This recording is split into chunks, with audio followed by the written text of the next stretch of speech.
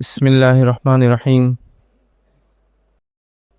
الحمد للہ رب العالمین والصلاة والسلام علی رسولہ الکریم وعلی آلہ وصحبہ اجمعین رب اشرح لی صدری ویسر لی امری واحلل عقدۃ من لسانی یفقہوا قولی وقال عز وجل فی القرآن المجید اعوذ باللہ من الشیطان الرجیم بسم اللہ الرحمن الرحیم والعصر ان الانسان لفی خسر الا الذین آمنوا وعملوا الصالحات وتواصوا بالحق وتواصوا بالصبر اما بعد۔ تمام تعریفیں اس اللہ عز و جل کے لیے لائق و زیبا ہے جو تمام جہانوں کا بنانے والا اور اسے پالنے والا ہے، اور درود و سلام اس کے آخری نبی محمد صلی اللہ علیہ وسلم پر۔ الحمدللہ ہم تمام مرد اور خواتین اس خطبہ جمعہ کے لیے جمع ہوئے ہیں۔ انشاءاللہ اس مختصر سے وقت میں جس ٹاپک پہ میں روشنی ڈالنے کی کوشش کروں گا وہ آج کا ہمارا عنوان ہوگا کہ ہم سے پہلے جو ایمان والے گزرے ہیں ان میں سے چند واقعات کو، یا جتنے واقعات بہرحال ہو سکتے ہیں اس میں سے رکھنے کی میں جو انشاءاللہ کوشش کروں گا۔ اصل مقصد اس واقعے کو یا ان واقعات کو رکھنے کا وہ یہ ہے کہ آج بچوں کی تربیت کا جہاں تک معاملہ ہے، وہ تربیت میں والدین ہونے کے ناطے، سرپرست ہونے کے ناطے، قوم کی ذمہ دار ہونے کے ناطے، مسجد کا امام ہونے کے ناطے، یا گھر کا ذمہ دار سرپرست ہونے کے ناطے ہم لوگ کمزور نظر آ رہے ہیں یاد رکھیں، جس کے نتیجے میں جو واقعات رونما ہو رہے ہیں، پھر سوشل میڈیا ہے اور ساری برائیاں ہیں، پھر لوگ مختلف چیزوں کو الزام دیتے ہیں، حکومتیں فلاں کر رہی ہے، فلاں سوسائٹیاں فلاں کر رہی ہیں، فلاں تنظیمیں مسلمانوں کے خلاف ہے، فلاں ہیں۔ تو یہ تو بہرحال ایک نیکسٹ لیول کی چیز ہے، لیکن بنیادی چیز یہ ہے کہ کیا ہم نے وہ چیز دینے کی کوشش کی جو تربیت جس کو کہا جاتا ہے، پھر اس کے بعد ساری چیزوں کا ایفیکٹ ہوگا یا نہیں ہوگا، جس کو ہم کہیں گے کیا ہم نے جب جھاڑ لگایا تو کیا ہم نے اپنے جھاڑ کے پھل کو بچانے کے، پروٹیکشن کرنے کے لیے کوششیں کی۔ اس کے بعد آپ کہہ سکتے کہ پھر چوڑیاں آ گئی، چوروں نے چرا لیا، موسم خراب ہے، پھل سڑ گئے، بیماریاں آ گئی پھلوں کو، تو پھل خراب ہو گئے، ٹھیک ہے۔ لیکن پہلا کوشچن یہ ہے، پہلا سوال یہ ہے کہ میں نے اور آپ نے، ہم نے خود پروٹیکشن کی، ہم نے خود بچانے کی پہلی وہ کوشش کی کیا اس کے اندر وہ ایمانی جذبہ ہم نے جگایا؟ کیا اس کے اندر وہ ہم نے شریعت کی محبت جگائی؟ کیا اس کے اندر ہم نے وہ جو ادب اور اخلاق اس کو دیے؟ ہاں، اس کے بعد بھی وہ بگڑ گیا، اس کے بعد بھی وہ ایمان میں کمزور رہا، اس کے بعد بھی وہ بے نمازی نکلا، اس کے بعد بھی فلاں ہوا، تو یہ سب سیکنڈری چیزیں ہیں۔ لیکن پرائمریلی ہم نے کیا کیا؟ نوح علیہ السلام اللہ کے برگزیدہ نبی، یاد رکھیں، آپ نے اپنے بچے کے اوپر انت تک محنت کی، لیکن اس کے بعد بھی ہم جانتے ہیں ان کا بچہ کافر نکلا۔ لیکن پہلی چیز تھی کہ نوح علیہ السلام نے اپنے بیٹے پر محنت کی، حتیٰ کہ آخر وقت تک وہ اس کو پکارتے اور آواز دیتے رہے کہ اے میرے بیٹے اس کشتی میں سوار ہو جا۔ بچہ کہہ رہا ہے کہ میں سب سے اونچے پہاڑ پہ چڑھ جاؤں گا، میں ادھر چلا جاؤں گا، ادھر چلا جاؤں گا۔ وہ کہہ رہے کہ آج کوئی بچنے والا نہیں ہے۔ بہرحال پھر بھی وہ ڈوب گیا، آپ کی آنکھوں کے سامنے ایک لہر آئی، چلا گیا، مر گیا، لیکن آپ نے کوشش کی۔ تو پہلی چیز یہ ہے۔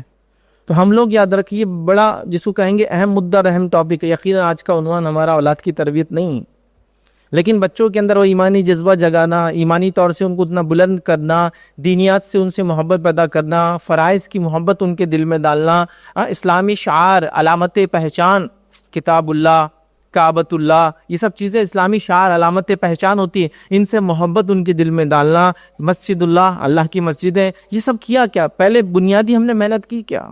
نتیجے پھر اخبارات کی شکل میں، خبروں کی شکل میں، واردات کی شکل میں، اب کیا بولیں گے اس سے زیادہ، یہ سب چیزیں پھر نظر آتی ہے، یاد رکھیں۔ بہرحال تو آج تھوڑا سا میں اپنے آپ کو مخصوص رکھ رہا ہوں، اور خاص طور سے یاد رکھیے، ہم نے بچوں کی تربیت میں، اپنی لڑکیوں کی تربیت پہ خاص طور سے دھیان دینے کی ضرورت ہے۔ اس کی وجہ یہ یاد رکھیے کہ آنے والی نسلیں، چاہے آپ کے بیٹے ہو، چاہے بیٹیاں ہوں، چاہے پوتے ہوں، چاہے پوتیاں ہوں، جن سے بھی پیدا ہوں گے وہ ایک عورت ہی ہوں گی، یاد رکھیے۔ تو ظاہر سی بات ہے، اب ان کی تربیت کی اہمیت اور بڑھ جاتی ہے، ان کی تربیت کی اہمیت اور بڑھ جاتی ہے، اس لیے کہ یہ وجہ ہے، ریزن ہے دنیا کے اندر اگلی نسلوں کو لانے کے لیے۔ اب یہ جیسی ہوں گی تو اگلی نسلیں بھی ویسی ہونے والی، یاد رکھیں، جیسا انہوں نے تربیت پائی یہ ویسی تربیت میں اپنی نسلوں کو پروان چڑھائیں گے۔ تو یہ بڑی اہم چیز ہے۔ تو ایک ہوا تربیت کا مرحلہ، چلیے کسی وجہ سے تربیت نہیں ہو پائی وغیرہ وغیرہ، ہم کسی کو دوش نہیں دیتے اور بلا نہیں کہتے، ایک الگ چیز ہے، لیکن اب سیلف موٹیویشن بھی بچوں کے اندر ہونا چاہیے کہ میں اب بالغ ہو گیا ہوں، چلو تربیت نہیں ہوئی لیکن اب میں بالغ ہو گیا ہوں، اور ایک لڑکا اور لڑکی یاد رکھیے، بالغ جو ہوتے عموماً یاد رکھیے وہ یہ ہے کہ ایک لڑکے کو احتلام ہو جائے وہ بالغ ہو گیا، ایک لڑکی کو حیض آ جائے بالغ ہو گئی، یا پھر شرمگاہ کے اطراف میں بال آ جائے بالغ ہو گئی۔ یہ بالغ ہونے کی یہ کنڈیشن ہی یاد رکھیے، اور ایسا نہ ہو اگر تو 15 سال اس کی ڈیڈ لمٹ ہوتی ہے، اینڈ لمٹ ہے، مطلب 15 سال میں تو سب بالغ ہو ہی جاتے ہیں، 15 سال جو لونار کیلنڈر سے ہوتے تو اپروکسیمیٹلی 14 سال اور کچھ مہینے ہوتے، چونکہ 150 دن اس میں کم ہو جاتے ہیں یاد رکھیے۔ بہرحال تو یہ ڈیڈ لمٹ ہو گئی کہ اتنے میں تو بچہ بالغ ہو ہی جاتا ہے، لیکن اس سے پہلے بالغ ہونے کی علامت ہے یہ سب چیزیں جو میں آپ کو بتا رہا ہوں۔ تو جب بچہ بالغ ہو گیا تو اس سے اس کی اب پوچھ ہونے والی ہے، اب ڈیپینڈنسی ختم ہوگی، ٹھیک ہے، والدین سے پوچھوں گی تربیت وغیرہ کی، لیکن اب تو تم بالغ ہو گئے، تم کو شعور عقل آ گئی، اچھے اور برے کی تمیز جانتے ہو، گھاس اور سبزی میں فرق جانتے ہو، جس کو کہیں گے اچھی چیز اور غلاظت کے اندر ڈیفرنسیشن تم کو آتا ہے، دنیا کے اندر اپنی پسند ناپسند تم چیزوں کو پرکھتے ہو، کھانے کے اندر فلاں کھاتے ہو فلاں نہیں کھاتے ہو۔ تو اب تم نے کہ اپنے لیے آخرت کے لیے پروٹیکشن کے لیے کچھ کیا، دنیا کے اندر پروٹیکشن کے لیے، جلد اچھی رہنے کے لیے فلاں کریم ہے، چہرہ اچھا رہنے کے لیے فلاں کریم ہے، آئی لڈ چہرے کی وہ جو آنکھوں کے اوپر کیسے اس کے لیے ایک الگ کریم ہے، تو اس کی حفاظت کے لیے کوشش کی جا رہی ہے کہ دنیا کے اندر یہ اچھی رہے، تو کہ آخرت میں جہنم کے عذاب سے بچنے کے لیے کیا ہم نے پروٹیکشن کے لیے کیا کیا؟ تو وہ تو ظاہر سی بات ہے، اب ایک زمانہ تو تربیت کا ہے، اس کے بعد خود کی پوچھے پھر ایک انسان کی، تو وہ بھی بے حد ضروری یاد رکھیں۔ تو لہٰذا ہمارے لیے یہ ایک ہائی ٹائم ہے یاد رکھیے جس سے ہم گزر رہے ہیں کہ اپنی نسلوں کی ہم تربیت کریں، اور جو بچے ہیں یاد رکھیے ان کو کہوں گا بالغ ہو گئے وہ خود اپنے آپ کو پریپیئر کرے، چونکہ اب اس کے بعد تمہارا سوال خود ہونے والا ہے، تم کو اس کا جواب دینا، جب تک بالغ نہیں تھے تو پوچھ نہیں ہونے والی بہت سارے اعمال کی، خاص طور سے فرائض جتنے بھی ہیں، لیکن ایک بار بالغ ہو گئے تو اب پوچھ چالو ہو گئی یاد رکھیے۔ تو ظاہر سی بات ہے اس بچے کو اپنی فکر بھی کرنا ہوگی، لیکن ظاہر سی بات ہے پہلے مرحلے میں والدین کو کرنا ہوگی۔ بہرحال آج کے اس خطبے میں آپ کے سامنے جو ہے ایک واقعہ رکھنے کی کوشش کروں گا۔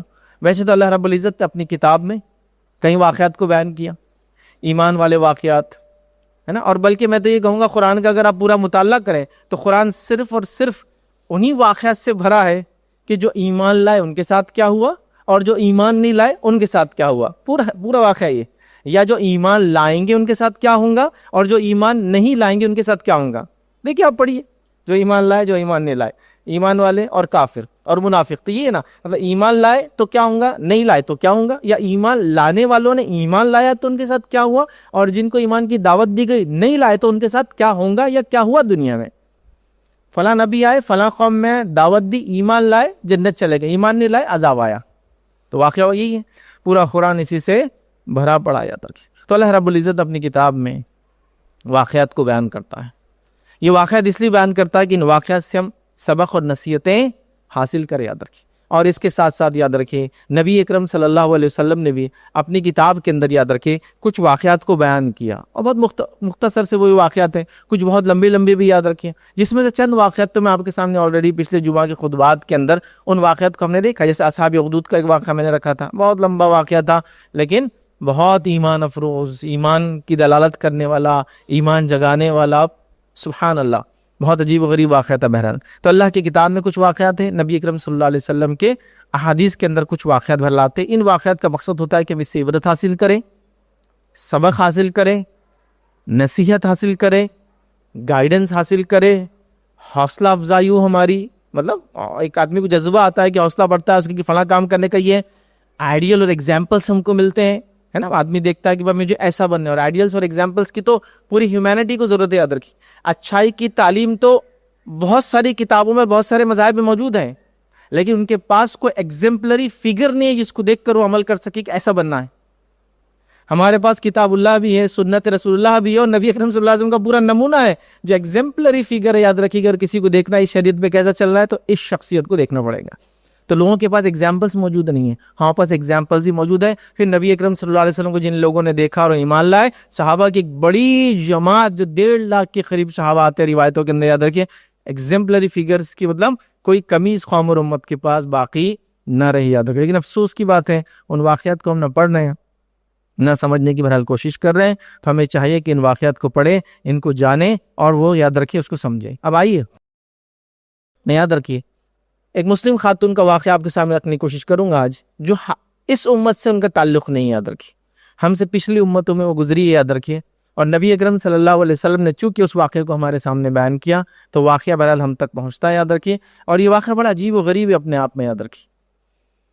وہ اس اعتبار سے کہ اس واقعے میں ایک ایسا معجزہ اللہ رب العزت نے کیا جو عموماً نہیں ہوتا یاد رکھیں، اور ایسے معجزہ روایتوں کے مطابق 4 یا 5 ہوئے ہیں، ایک میں اختلاف ہے تو بہرحال 4 ثابت شدہ یاد رکھیں صحیح روایتوں سے ملتے ہیں، ایک میں اختلاف، اور وہ ایسے عجیب معجزہ جو میں کہہ رہا ہوں کہ بچے جس عمر میں بات نہیں کرتے اس عمر میں بچوں نے بات کی یاد رکھیں، جس کے اندر پہلا واقعہ تو آپ سب جانتے ہیں عیسیٰ علیہ السلام کا ہے۔ عیسیٰ علیہ السلام جس عمر میں تھے بچے اس عمر میں بات نہیں کرتے، لیکن آپ نے بات کی، اپنی ماں کی پاکیزگی کی گواہی دی، اور اس کے ساتھ ساتھ بنی اسرائیل کو دعوت دی اور بتایا کہ میں بڑا ہو کر اللہ کا نبی بننے والا ہوں، ہے نا۔ تو یہ ہو گیا ایک بچہ جو بچپن میں بولا جب بچے بولتے نہیں، ایک معجزہ تھا تاکہ مریم علیہ السلام کی عفت پاک دامنی پہ جو الزام تھا اس کو اللہ تعالیٰ دور کرے، چونکہ آپ ایک معجزہ تھے۔ دوسرا واقعہ یاد رکھیے جریج کے واقعے میں تھا، جو ہم نے یہ واقعہ پورا دیکھا تھا اس سے پہلے۔ بچے جس عمر میں نہیں بولتے، ایک اللہ کے نیک بندے تھے، ولی اللہ جس کو کہیں گے، تو وہ ایک مرتبہ بس اپنی عبادت کر رہے تھے، بہرحال واقعے کی تفصیلات کا وقت نہیں ہے، کسی وجہ سے ماں کی بددعا لگی، اور اس واقعے کو ہم نے ماں کی دعا اور بددعا کا اثر خطبہ لیا تھا، اس میں رکھا تھا۔ تو بہرحال ماں نے بددعا دے دی کہ تو بری عورتوں کا منہ دیکھے، ایک عورت نے ان پہ الزام لگا دی، اس کو اولاد ہوئی، لوگوں نے کہا کس کی اولاد ہے؟ کہا جریج کی اولاد ہے۔ اب یہ بیچارے اللہ کے ولی، انہوں نے بہرحال اس کو کبھی دیکھا نہ، اس کو کبھی چھوا نہ، اس کو جانتے تھے۔ اب بہرحال سارا واقعہ ہو گیا، اس کے بعد اللہ رب العزت نے، چونکہ اب ظاہر سی بات ہے اپنے نیک بندے کو اللہ کو بچانا تھا، اس بچے کو زبان دی، اور اس بچے نے کہا کہ میرے والد جریج نہیں بلکہ وہ چرواہا ہے، اور اس طرح سے اللہ رب العزت نے اپنے نیک بندے کو بچا لیا۔ تو یہ دوسرا واقعہ تھا۔ تیسرا واقعہ یاد رکھیے جو جس عمر میں بچے بات نہیں کرتے، پالنے میں انفینٹ کچھ دنوں کا بچہ جو بات نہیں کرتا ہے، اس واقعے میں سے ایک واقعہ یاد رکھیے اصحاب اخدود والا واقعہ ہے، جو ہم نے اس سے پہلے بہت تفصیل میں لیا تھا۔ وہ بچہ جو ایمان لایا تھا، پھر اس نے لوگوں کو ایمان کی دعوت دی، ہے نا، پھر اس کے بعد بادشاہ نے اس کو پکڑا، اور بہرحال وہ قتل نہیں ہو رہا تھا، تو اس نے کہا کہ مجھے ایک اونچے پہاڑ پہ لے جائے اور سب پورے گاؤں اور بستی اور شہر یا ملک کو جمع کرے، اور پھر میرے اللہ کے نام سے جو اس لڑکے کا رب ہے، بسم اللہ رب الغلام، اس کلمے کے ساتھ تیر چلائے اور میرے سر پہ چلائے تیر۔ اور بادشاہ نے ویسے ہی کیا، سر پہ تیر چلایا، بچہ مر گیا۔ لیکن قوم سمجھ گئی، یہ بچہ کو پہلے مارنے کی بڑی کوشش کی گئی لیکن وہ مرا نہیں تھا۔ قوم چلا اٹھی، آمنت برب الغلام، ہم ایمان لائے لڑکے کے رب پر، اور پوری کی پوری بستی ایمان لائی۔ لیکن بادشاہ نے بڑے بڑے گڑھے کھدوائے، ہر بستی اور ہر گاؤں سے لوگوں کو بلایا، جو اللہ پہ ایمان کا بولتا اس کو اس آگ میں پھینک دیا جاتا، اور جو ایمان سے انکار کرتا اس کو چھوڑ دیا جاتا۔ ایک عورت تھی جو آئی اپنے ننھے سے دودھ پیتے بچے کو، مطلب انفینٹ تھا، بہت چھوٹا بچہ، اور اس کو گھبراہٹ ہوئی، اپنے لیے نہیں اپنے بچے کے لیے کہ کیا کروں اس کا، یا کچھ سوچ رہی کچھ بول دوں ایسا کہ بچ جاؤں۔ تو اللہ نے بچے کو زبان دی، اس نے کہا ماں تو حق پر ہے اور کود جا، اور وہ عورت آگ میں کود گئی۔ تو یہ بچہ بھی بولا۔ چوتھا بچہ یاد رکھے جو بولا، اس کا واقعہ میں آج آپ کے سامنے رکھوں، اور وہ بچہ ہے فرعون کی بیٹی کی ایک خادمہ تھی یاد رکھیے، جو اس کے بالوں کو سنوارا کرتی تھی، ہیئر ڈریسر تھی وہ اس کی، یاد رکھیے بادشاہوں کے پاس ہوتے، یاد رکھیے اس کا واقعہ عجیب و غریب واقعہ یاد رکھیے۔ تو اس میں بھی ایک بچے نے بات کی۔ اور پانچواں واقعہ جس میں اختلاف ہے وہ ہے یوسف علیہ السلام کی کیس میں، جس نے یوسف علیہ السلام کے حق میں گواہی دی تھی، کہا جاتا ہے کہ وہ بھی ایک بچہ تھا، بہرحال لیکن اس میں اختلاف ہے، یا یہ واقعہ کمزور ہے تو اس کو چھوڑ دیتے ہیں۔ لیکن 4 بچے ان عمروں میں بولے جس عمر میں بچے بولتے نہیں ہیں، ان میں سے ایک واقعہ آج دیکھیں گے، فرعون کی بیٹی کی ہیئر ڈریسر کا واقعہ اس طرح سے چلتا ہے اور اس طرح سے ہوتا ہے، سبحان اللہ، بڑا عجیب و غریب واقعہ۔ مسند احمد کی روایت ہے، نبی اکرم عبداللہ ابن عباس رضی اللہ عنہما اس کے راوی، وہ کہتے ہیں کہ نبی اکرم صلی اللہ علیہ وسلم جو ہے معراج کا سفر کرنے جا رہے ہیں۔ جب نبی اکرم صلی اللہ علیہ وسلم معراج کا سفر کر رہے ہیں اور جبرائیل علیہ السلام آپ کے ساتھ ہیں، تو آپ نے ایک بہترین خوشبو سونگی۔ جب وہ خوشبو نبی اکرم صلی اللہ علیہ وسلم کو آئی تو اللہ کے رسول نے پوچھا، اے جبرائیل یہ خوشبو کس چیز کی آ رہی ہے مجھے؟ تو جبرائیل علیہ السلام نے روایت کے اندر دیکھیے کہ مجھے دوران سفر ایک جگہ سے بڑی بہترین خوشبو آ رہی ہے۔ میں نے پوچھا جبرائیل یہ کس کی خوشبو ہے؟ انہوں نے بتایا کہ فرعون کی بیٹی کی کنگھی کرنے والی کی جو ہے خادمہ اور اس کی اولاد کی خوشبو ہے۔ میں نے پوچھا ان کا واقعہ کیا ہے؟ نبی اکرم صلی اللہ علیہ وسلم سفر کر رہے ہیں، آپ معراج جا رہے ہیں، آپ سب جانتے ہیں معراج کا سفر اس کی اہمیت کیا ہے، یاد رکھیں۔ اس میں نبی اکرم صلی اللہ علیہ وسلم کا مقام، مطلب یہ معجزہ اور یہ مقام بتا دیا گیا کہ اللہ کے رسول کا مقام کیا ہے، کہ آپ کو آسمانوں کا سفر کرایا گیا، اور جو چیزیں عطا کی گئی آپ سب جانتے ہیں، نماز کا تحفہ، جو شخص شرک کر کے نہیں آئیں گا اللہ کا وعدہ کہ اس کو میں معاف کر دوں گا، اور قرآن کے میں سورہ بقرہ کی آخری 2 آیتیں آپ کو تحفے کے شرک، 3 چیزیں آپ کو ملی تھی معراج میں، نماز، یہ وعدہ کی جو شرک نہیں کر کے آئیں گا اس امت کا وہ جنت میں اللہ ڈالیں گا، اور تیسرا سورہ بقرہ کی آخری 2 آیتیں ہم کو دی گئی تھی، یاد ہے، ٹھیک ہے بہرحال۔ تو یہ سفر شروع ہو رہا ہے اور راستے میں آپ کہہ رہے ہیں مجھے خوشبو آ رہی ہے، کس چیز کی ہے؟ تو کہا یہ فرعون کی جو خادمہ تھی اس کی اور اس کی اولاد کی خوشبو ہے جو ان کی قبر میں سے آ رہی تھی، اور یہ خوشبو نبی اکرم صلی اللہ علیہ وسلم کو سنگائی گئی۔ مطلب واقعہ کتنا امپورٹنٹ ہے، اور اللہ رب العزت بہت قدردان ہوتا ہے یاد رکھے قربانیوں کا۔ یہ بات ہم نے ابراہیم علیہ الصلوۃ والسلام، یہ جو ہے اسماعیل علیہ الصلوۃ والسلام، حاجر علیہ الصلوۃ والسلام کے واقعے میں دیکھی، اللہ تعالیٰ قدردان ہے جب لوگ اس کے دین کے لیے قربانی دیتے جو کہ اس کے توفیق سے ہی ہوتی ہے۔ دیکھیے وہ بھی ایک مطلب وہ ہم خود سے نہیں کرتے، وہ اسی کی توفیق سے ہوتی ہے، لیکن اس کے بعد بھی وہ قدردانی کرتا ہے ایسے لوگوں کی جن کو توفیق دیتا ہے اور وہ عمل کرتے ہیں۔ تو یہاں اللہ رب العزت نے اللہ کے رسول کو خوشبو سنگائی، تو اس سے پتہ چلتا ہے اللہ قربانیوں کا قدردان ہے اور وہ قربانیوں کو پسند کرتا ہے اور قربانیوں کو یاد بھی رکھتا ہے، یاد رکھیے دنیا اور آخرت میں اس کا بدلہ بھی دیتا ہے۔ لیکن یہ قربانی ذرا عظیم قربانی تھی، یہ قربانی ذرا بڑی قربانی تھی، اس لیے کہ کئی قربانیاں لوگوں نے اخلاص کے ساتھ اللہ کے راہ میں دی۔ سب کے واقعات تو نہیں آتے ہیں نا، لیکن کچھ کے واقعات قرآن میں آتے ہیں، کچھ کے سنت میں آتے ہیں۔ گویا یہ پتہ چلا یہ قربانیاں ذرا اسپیشل تھی، سم تھنگ اس میں امپورٹنس تھا۔ اور کیوں نہ ہو، ایک عورت کا واقعہ جس نے بڑی عظیم قربانی دی تھی۔ آئی جب اللہ کے رسول نے یہ پوچھا کہ جبرائیل مجھے واقعہ تو سناؤ جس کی خوشبو مجھے سنگائی جا رہی ہے، واقعہ کیا ہے؟ تو جبرائیل علیہ الصلوۃ والسلام نے واقعہ سنا اور کہا، انہوں نے کہا کہ ایک دن یہ خادمہ فرعون کی جو ہے بیٹی کو جو ہے کنگھی کر رہی تھی۔ یاد رکھیے آپ فرعون کو یاد رکھیے، یہ بات آپ جانتے ہیں کہ اول وقت میں اولاد نہیں تھی۔ جب کون ملے تھے؟ موسیٰ علیہ الصلوۃ والسلام ملے تھے، لیکن بعد میں اس کو شاید اولادیں ہوئی جس کی وجہ سے اس کی ایک بیٹی کا تذکرہ یہاں آ رہا ہے۔ تو آپ پریشان نہ ہو کہ اس کو تو اولاد نہیں تھی، وہ ابتدائی دور تھا، ہوتا ہے نا کبھی ایک انسان کو اولاد نہیں ہے، اس نے نکاح کیا، ایک سے دو نکاح کیا، پھر اس کو پہلی بیوی سے بھی اولاد ہو گئی، دوسری بیوی سے اولاد ہو گئی، ایسا ہوتا ہے بہرحال۔ تو بہرحال جیسا کہ ابراہیم علیہ السلام کے واقعے میں ہوا، آپ کو اولاد نہیں تھی، اس کے بعد ابراہیم علیہ السلام دوسرا نکاح کیا، دوسری بیوی سے بھی اولاد ہوئی، پہلی بیوی سے ماشاءاللہ اولاد۔ بہرحال تو یہ واقعہ آتا ہے کہ اس کی ایک بیٹی تھی اور اس بیٹی کی ایک کنگھی کرنے والی تھی۔ کچھ روایتوں میں بہرحال اس کی کوئی تصدیق نہیں ہے، لیکن واقعات صحابہ کے قول موجود ہے۔ وہ یہ کہتے ہیں یہ وہی خاتون تھی جس نے موسیٰ علیہ الصلوۃ والسلام کو پانی میں پایا تھا، مطلب یہ وہ خاتون تھی جو آسیہ کے ساتھ تھی، اور جب موسیٰ علیہ الصلوۃ والسلام ندی میں بہہ کر آئے تھے اسی نے اٹھا کر جو آسیہ کو بتایا تھا کہ یہ بچہ ہے۔ بہرحال کچھ نے یہ کہا کہ یہ وہی خاتون تھی۔ تو یہ خاتون تھی، یاد رکھیے، وہ کنگھی کر رہی تھی اور کنگھی اس سے ہاتھ سے چھوٹی اور نیچے گر گئی، تو اس نے جو ہے بسم اللہ کہہ کر کنگھی کو اٹھا لیا۔ اب شاید یہ ایمان اپنا چھپائے ہوئے تھی، لیکن اس واقعے کی وجہ سے اس سے ایمان کا ظاہر ہو گیا، اور کنگھی اٹھاتے وقت اس نے کہہ دیا بسم اللہ۔ جیسے ہی اس نے بسم اللہ کہا تو فرعون کی بیٹی نے کہا میرے والد، کیا کہا؟ میرے والد کو یاد کر رہی ہو تم؟ تو اب خادمہ کو لگا اب چھپا کے کوئی فائدہ نہیں ہے، ہو سکتا اس نے ایمان اب تک تو چھپایا تھا، بٹ اب اس کو لگا کہ چھپا کر فائدہ نہیں ہے، تو کہا نہیں، تمہارے والد نہیں، اللہ جو میرا اور تیرے والد کا رب ہے۔ چونکہ ہو سکتا اب حکمت کا فائدہ نہیں چھپا کر، چونکہ اب ڈاؤٹ ہو گیا اس کو، اس نے سن لی، اب سن کے کراس کنفرم بھی کر رہی کہ میرے والد کو یاد کرے تم بسم اللہ کہہ کر، اللہ کے نام سے بسم اللہ کہہ کر اس نے اٹھا لیا۔ فرعون کی بیٹی کہنے لگی اس سے مراد کیا میرے والد صاحب ہیں؟ اس نے کہا نہیں، بلکہ میرا اور تیرا رب اور تیرے باپ کا رب اللہ ہے۔ فرعون کی بیٹی نے کہا میں اپنے والد کو یہ بات بتا دوں گی۔ اس نے کہا کہ ضرور بتا دو، کیونکہ شاید اب چھپا کر کوئی مطلب وجہ باقی نہیں رہی تھی، اب جو کہ معلوم ہو گیا تو اب بولنا ضروری تھا، یا ہو سکتا ہے سرکمسٹانسز ایسے تھے کہ اب چھپا کر فائدہ نہیں، جیسا کہ ہم جانتے ہیں قرآن میں واقعہ ہے حبیب جو کہ کارپینٹر تھا، ایک نجار تھا، اس کا پورا واقعہ موجود ہے کہ جب اللہ رب العزت نے سورہ یاسین کے اندر یہ واقعہ آتا ہے، ایک قوم کے پاس ایک نبی بھیجا، اس نے دعوت دی، لوگ ایمان نہیں لائے، دوسرا نبی بھیجا تقویت دینے، قوم ایمان نہیں لائی، تیسرا نبی بھیجا لیکن قوم ایمان نہیں لائی، اور سب نے پلان کیا کہ تینوں کو مار دیں گے۔ ایک شخص تھا جو ایمان لایا تھا، جو شہر کے باہر رہتا تھا، اس کو لگا کہ اب اگر میں نے انٹرفیئر نہیں کیا، بیچ میں نہیں گیا تو قوم نبیوں کو مار دیں گے، تو نبیوں کی جان بچانے کے لیے اس نے کہا کہ میں بھی ایمان لاؤں ان نبیوں پر۔ تو قوم کا غصہ ان تین نبیوں کی طرف سے پلٹ کر اس پر آیا اور قوم نے اس کو مارا، اور روایت میں آتا ہے مارا ایسا مارا کہ اس کو پیروں سے کچلا، اور اتنا کچلا کہ اس کے پیچھے کے حصے سے پوری اتڑیاں نکل کر آ گئی، حبیب مر گیا۔ تو یہاں حبیب کے لیے ضروری تھا کہ تین نبیوں کی جان بچانے کے لیے اپنی جان اس نے اللہ کی راہ میں قربان کر دی، اور اللہ رب العزت نے پھر حبیب کا پورا واقعہ بیان کیا اور کہا قیل ادخل الجنہ، کہ جاؤ داخل ہو جاؤ جنت میں۔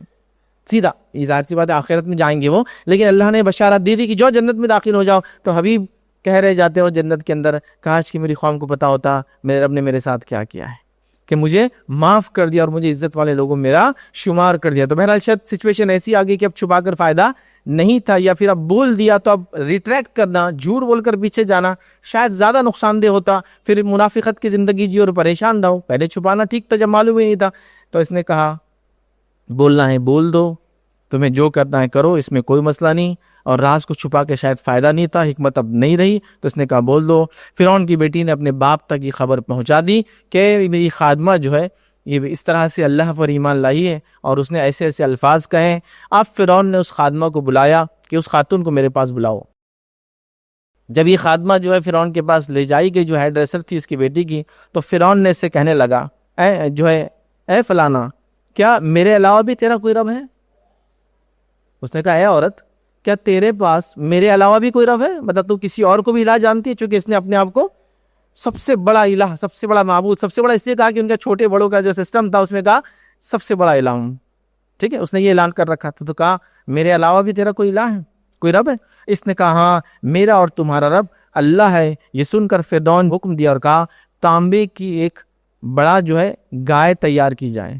اب یہ کیا سچویشن, یہ کیا معاملہ ہوگا ہم کو نہیں پتا, لیکن کچھ باتیں تاریخی حوالوں سے ملتی ہے کہ رومنس کے اندر ایک سزا دینے کا طریقہ تھا. وہ تانبے کا ایک گائے یا بیل بناتے تھے, اس کے نیچے آگ لگاتے تھے, پھر انسان کو اس کے اندر کھول کے ڈالتے تھے, اور وہ انسان تڑپتا تھا اور اس کے منہ میں ایک سوراخ تھا جس سے آواز باہر آتی تھی, اور وہ لوگ بیٹھ کر اس کو انجوائے کرتے تھے. یہ سزائیں ان کو دی جاتی جو پولیٹیکل پریزنر ہوتے, سیاسی طور سے ان کے مخالفین ہوتے, مذہبی طور سے کوئی نئی بات لاتے تو ان کو کیا. اور ایسا عیسائیت جب عیسیٰ علیہ السلام کے ماننے والے پہنچے دنیا میں تو ان کے ساتھ بھی کیا جاتا تھا, واللہ عالم بہرحال. لیکن اس نے کہا کہ ایک جو ہے روایت کے اندر آتا ہے کہ تو جو اس نے سن کر فرعون نے تانبے کا ایک گائے بنانے کا حکم دیا. شاید یہ وہی گائے جو سزا کے طور پر استعمال کی جاتی تھی, یا کوئی الاؤ تھا, یا کوئی شاید بڑا کوئی ایسا کنٹینر تھا جس میں کوئی تیل یا آگ ہوتی تھی جو گائے کی شکل میں تھا, واللہ عالم.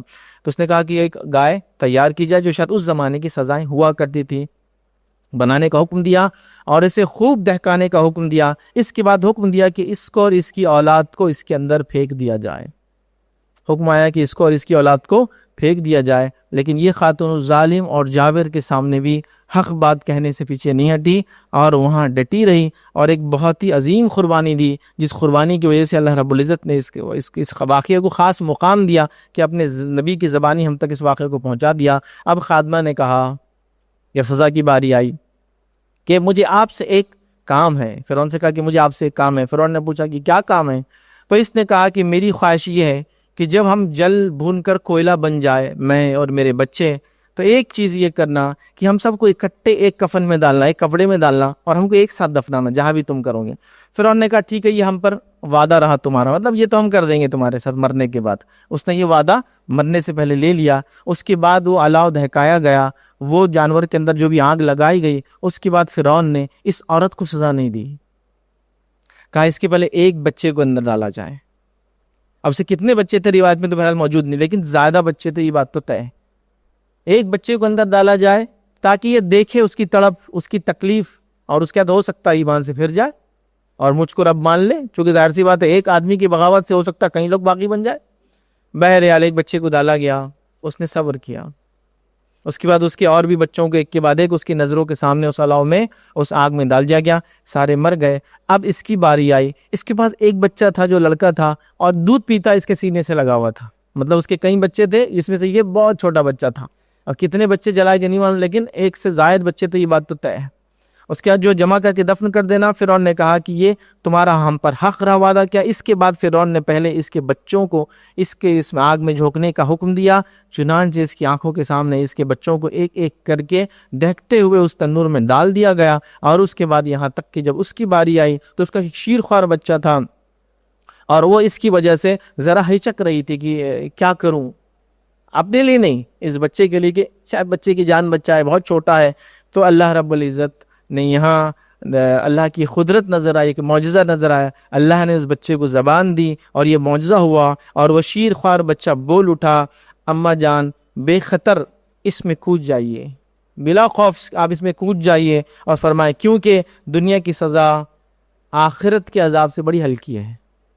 دنیا میں یہ جو آگ میں تم ڈالی جاؤں گی یہ بہت ہلکا ہے آخرت کی آگ سے. چونکہ اگر تم پھر گئی, ہو سکتا ہے ایمان سے پھر جاؤ تو آخرت میں جہنم میں جاؤں گی, تو دنیا کی یہ سزا آخرت کے مقابلے میں ہلکی ہے. بچے کو جیسی اللہ نے زبان دی, اس نے جیسے یہ بات سنا, اس نے جو ہے آگ میں اس عورت نے پھر چھلانگ لگا دی. چونکہ ظاہر سی بات اس کو ڈالا جا رہا تھا, اس نے آگ میں چھلانگ لگا دی اور وہ سب جل کے ختم ہو گئے. ختم ہونے کے بعد جو فرعون نے وعدہ کیا تھا اس نے اپنے وعدہ پورا کیا, ان تمام کی جلی ہوئی ہڈیوں کی جگہ جمع کیا اور دفنا دیا, جس کی خوشبو نبی اکرم صلی اللہ علیہ وسلم نے معراج کے سفر کے اندر اس خوشبو کو جو ہے محسوس کیا.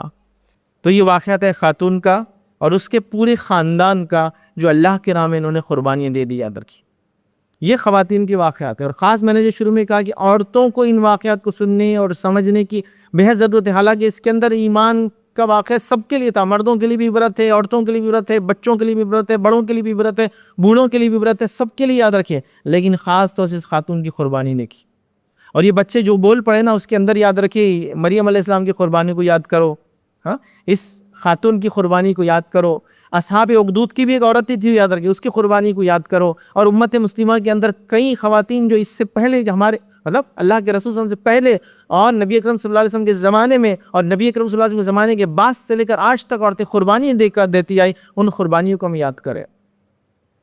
چونکہ میں نے کہا نا کہ ہم نے شروعات بچوں کی تربیت سے کی تھی, عورتوں کو بچوں کی تربیت کرنا ہے تو ماؤں کا ایمان اگر مضبوط ہوگا تو پھر ان کے لیے بچوں کی تربیت کرنا آسان ہو جائے گا. جب ماؤں کے پاس ہی ایمان نہیں ہوگا تو بچوں کی تربیت کرنا ان کے لیے محال اور ناممکن ہو جائے گا, اور وہ دن کے ریگولر روٹین کام کے اندر ہی اپنی زندگیاں کھپا دیں گے اور برباد کر دیں گے اندر کی, جو کہ آج ہو رہا ہے. سب سے امپورٹنٹ ڈیوٹی کیا ہے ہماری؟ بچوں کی تربیت, ایمانی تربیت, فرائض کا احکام نہیں. سب سے امپورٹنٹ ڈیوٹی عورتوں کی ہے کہ صبح اٹھ کے بچے کو اسکول بھیج دینا. اسکول میں چاہے وہ ایمان کے خلاف سیکھے یا ایمان کے کوئی پرواہ نہیں, مت جائے, وہ گھر سے نکل جائے 4-5 گھنٹے ہم کو سکون دے. بس پرائمری ہمارا گول اچیو کہ بچہ گھر سے چلا گیا, چھٹیاں لگ گئی تو دعائیں چالو ہوئی کہ اللہ چھٹیاں جلدی ختم کر دے, اس لیے کہ بچے گھر پر ہے اور یہ سنبھل رہے نہیں ہیں, چونکہ ہم نے ان سے وہ ریلیشن شپ نہیں رکھا, ہمارا ان سے وہ بانڈ نہیں بنا, ہم نے تربیت کے اصول نہیں سیکھے, تو ہم کو وہ مسئلہ نظر آ رہا ہے. دیکھیے ایک آدمی ہے جو بڑا مشکل ترین کام کر رہا ہے, لیکن آپ دیکھتے وہ مشکل ترین کام بھی مزہ لے کر کرتا ہے, چونکہ وہ اس کام کو انجوائے کرتا ہے, وہ سمجھتا ہے یہ کام میرا ڈیوٹی ہے اور مجھے اس کو مزہ لے کر کرنا چاہیے, تو انجوائے کرتا ہے. اور جب ایک آدمی ایک کام کرتا ہے اور وہ سمجھتا ہے یہ میرا کام میری ڈیوٹی میری ذمہ داری نہیں, میں مجبوراً کر رہا ہوں, تو اس کام کو بڑا مشکل سے مطلب وہ ایک کام تو مشکل سے کرتا ہے, پریشان ہو کر کرتا ہے. تو آج ہم نے بچوں کی تربیت کو اپنی ڈیوٹی نہیں سمجھا, ایمان اور اخلاق ان میں ڈالنا اپنی ذمہ داری نہیں سمجھا, لہٰذا یہ محال چیز ہے. تو یہ ذمہ داری اسکول کی ہے کہ ان کو ادب دے, اخلاق دے, فلاں دے. میں آپ کو کہہ رہا ہوں اسکول آپ سے صرف فیس لے سکتا ہے, بچوں کو چند زبانیں سکھا سکتا ہے, ہو سکتا ہے سائنس کے کچھ کانسیپٹس کلیئر کر سکتا ہے. آج کل کے اسکول تو اس سے بھی خاسر ہوتے جا رہے ہیں, کیونکہ پورا ایک نظام کرپٹ ہو چکا ہے, پورا ایک سسٹم کرپٹ ہو چکا ہے. تو کس کو دوش دیں, ٹھیک ہے. تو بہرحال وہ سب ہو چکا ہے ادھر کی, تو لہٰذا وہاں تو نہیں سیکھ سکتا یہ تمام چیزیں جو آپ بول رہے ہیں ایمانیت. تو فرسٹ پرائرٹی ہے کہ بچوں کو گھر سے نکال دیا جائے, اور جتنی دیر ہو سکتا ہے ان کو گھر سے باہر رکھا جائے. مطلب ہسبینڈ کو بیوی بول رہی ہے کہ دیکھو بچے 2 بجے اسکول سے آ جا رہے, 3 بجے ٹیوشن لگا دیں گے, لمبا والا ٹیوشن لگائیں گے تاکہ پھر یہ 7 بجے واپس آئے. پھر 7 بجے واپس آئے نا تو پھر وہ کھیلنے اپنے گھر سے باہر بھیج دیں گے, پھر کھیلنے میں چل جائیں گے, 9 بجے تک آ جائے. پھر وہ آئے نا تو اس کو مار ڈاڑ کر کے اس کو سلا دیں گے ہوم ورک کرا کے, بس ہو گیا, چلو الحمدللہ ڈیوٹی فنشڈ, تربیت ہو گئی. ماشاءاللہ اگر ایسا روٹین چلتا رہا تو بچہ 10-12 سال میں تربیت یافتہ, با اخلاق, با کردار, نمازی, پرہیزگار, متقی سب نکلیں گا. پھر اس کے بعد بچہ بڑا تو ہوا لیکن ماں کو مار رہا ہے, ماں کو گالیاں دے رہا ہے, چوری کر رہا ہے, فلاں کر رہا ہے, بھاگ کر چلا گیا, بھگا کر لا دیا, کرائم کر دیا, فلاں کر دیا, نشہ کر رہا ہے. پھر پریشان ہے, تربیت میں کمی کہاں رہی, کتنا پیسہ خرچ کیا, تم نے اسکول کی فیس دی ہے, تربیت نہیں دی ہے. تم نے ان کو گھر سے نکالنے کی پلاننگ کی ہے, ساتھ رکھ کر سکھانے کا کوئی بھی اس میں پارٹ نہیں تھا تمہارا. یہ خاتون کو دیکھو, یہ با ایمان تھی تو اس کے بچے با ایمان تھے. روایت میں کہیں نہیں کہ کوئی بھی بچہ اس کا سر کا, کوئی بھی بچہ بھاگا, کسی نے بھی ماں کے خلاف کوئی بات کہی کہ تمہارے وجہ سے یہاں جا رہے ہیں ورنہ فلاں فلاں فلاں رہتے تھے, سب آگ میں ڈالے گئے. جو بھی کتنے شعور کے تھے نہیں پتا, چھوٹے بچے کو اللہ نے زبان دی اور اس سے چونکہ وہ جھجک رہی تھی وہ بھی چلی گئی. تو یہ ماؤں کی قربانیاں تھی یاد رکھی. اور اسلام کے لیے اسلام کی بیٹیوں نے, اللہ رب العزت پہ جو ایمان لانے والی عورتوں نے عظیم قربانیاں دی, جن قربانیوں کے نتیجے میں جو چیزیں آپ آج دیکھتے ہیں وہ یقیناً ان قربانیوں کا نتیجہ ہے. اسلام کے لیے سب سے قربانی دینے والا کوئی مرد نہیں, ایک عورت ہی تھی یاد رکھی. سمیہ, آپ سب جانتے ہیں واقعہ ان کا, رضی اللہ عنہا, یہ ایمان لائی تھی اور پہلی شہید ہے اسلام کے لیے یاد رکھی. بلکہ نبی اکرم صلی اللہ علیہ وسلم ایمان لانے والا پہلا انسان کوئی مرد نہیں تھا, وہ ایک عورت ہی تھی, آپ کی بیوی خدیجہ. لیکن وہ ہم کیا کرتے ہیں, پہلی عورت, پہلا مرد, پہلا بچہ پہلا فلاں، ویسے نہیں کرنا چاہیے. وہ پہلا انسان خدیجہ، دوسرا انسان علی، دوسرے انسان ہے وہ بچے تھے الگ بات ہے، وہ ایسا بچہ بڑا کرنے میں سب وہ چل رہا ہے، رینکنگ کے اعتبار سے وہ دوسرے نمبر پہ آتے، اس کے بعد سارے لوگ یاد رکھے. تو یہ بات ہم کو پتہ چلتی ہے. تو یہ جو تھی عورتوں کی قربانیاں تھی یاد رکھی، جنہوں نے فن میں، ہنر میں، دینی تعلیم دینے میں، بچوں کی تربیت کرنے میں، باپ کے گھر سے دور رہنے کے باوجود بھی ان کے حلال روزی کو صحیح جگہ لگا کر بچوں کو ایجوکیٹ کرنے میں، حافظ قرآن بنانے میں، عالم دین بنانے کے اندر اسلام کے لیے کوشش کرنے والا، اسلام کے لیے سب کچھ قربان کرنے والا اور بڑے بڑے علامہ اور فہامہ ان کو بنا، یہ ماؤں کی تربیت کا نتیجہ تھی. جب یہ تربیت کا پارٹ ماؤں کے پاس سے ختم ہو گیا تو امت جو حال آج دیکھ رہے ہیں وہ ہونے والا ہے، اور حال بد سے بدترین ہوگا. ایک مرد کے کسی برے کام کرنے سے ایک خاندان، ایک فرد بدنام ہوتا ہے، لیکن عورت کے برے کام کرنے سے ایک قوم، ایک نسل، ایک برادری، ایک دین بدنام ہوتا ہے. یہ بڑی اہم چیز ہے اگر کی. اسی لیے تو لوگ اتنا سینسیٹیو لیتے ہیں نا، عورت کا مسئلہ ہے، لڑکی کا مسئلہ ہے، چاہے کسی قوم کا ہو، ایسے ہی ہوتا ہے. کیونکہ ان سے آنے والی بدنامیاں بہت بری ہے، چونکہ یہ اتنی اہمیت کی حامل ہے. میں یہ بولنا چاہ رہا ہوں، جب ایک اہم چیز ہوتی ہے اور وہ خراب ہوتی ہے تو نقصان بھی اتنا بڑا کرتی ہے، اور اگر صحیح چلتی ہے تو فائدہ بھی اتنا زیادہ کرتی ہے. تو اہمیت کی وجہ سے کہا جا رہا ہے. میں کسی کو نیچے دکھانے کے لیے کہ اسلام میں ایک جینڈر کم ہے، ایک جینڈر، ویسا نہیں. آپ کا امپورٹنس اتنا زیادہ ہے تو سمجھو اس کو، غیرت اختیار کرو، ایمان کو سمجھو. ایمان کے لیے اس خاتون نے اپنی جان دے دی، ہنستے ہنستے جان دے دی، یہ کہہ سکتا ہوں. اور ہم ایمان پر رہ کر چند اعمال کرنا بھی محال ہے، اور پھر جب اس عورت کے لیے جس کے لیے آج وہ لڑکی ہے چند اعمال کرنا محال ہے، تو جب یہ ماں بنیں گی تو کیا تربیت کریں گی. مطلب ایک پورا کرپٹ سسٹم سوسائٹی کے اندر چالو ہو چکا ہے، یاد رکھیے. اور اس کے لیے میں کسی خاتون کو ذمہ دار نہیں ٹھہراتا ہوں، میں گھر کے ذمہ دار مرد کو ذمہ دار ٹھہراتا ہوں کہ تمہاری بچیاں تمہارے سامنے تھی، تم نے ان کی تربیت کے لیے کیا محنت کی، تم ذمہ دار ہو، تم ذمہ دار ہو. کیونکہ جب مرد کرپٹ ہوتے ہیں تو عورتیں کرپٹ ہوتی ہے، یاد رکھیے. تو ایک باپ ہونے کے ناطے آپ نے کیا تیاری کی بچی کے لیے، کیا تعلیم دی اس کو، کیا سکھایا اس کو دین کے بارے میں، کیا دیا اس کو. میں نے اس کو اسکول میں ڈالا، پھر وہی لا کے آپ بات کر رہے ہیں. آپ نے کیا اسکول کو ٹھیکیدار سمجھ لیا ہر چیز کا؟ تعلیم دی، میں نے ایجوکیشن دیا، نہیں، اخلاقیات سکھائے کیا، دین کی اہمیت سکھائی کیا؟ نہیں. اس کے لیے دین تو اب مذاق بن گیا ہے، دین کو چھوڑنا بھی اس کے لیے اب مذاق بن گیا ہے. ریزن کہ ہم نے اس کو وہ تعلیم نہیں دی، اس کے اندر وہ چیز نہیں جگائی جو جگانا چاہیے تھا. اور اگر وہ چیز اس میں جگا دیتے تو آنے والی نسلوں کے اندر ریفلیکٹ ہوتی اور چھلکتی. سبحان اللہ. تو کہیں نہ کہیں قومی اعتبار سے ہم کمزور رہے، کہیں نہ کہیں ایک سوسائٹی کے اعتبار سے ہم لوگ پیچھے رہے. نتیجتاً وہ قربانی دینے والی خواتین نظر نہیں آ رہی، اس لیے کہ وہ تربیت کرنے والے والدین نظر نہیں آ رہے.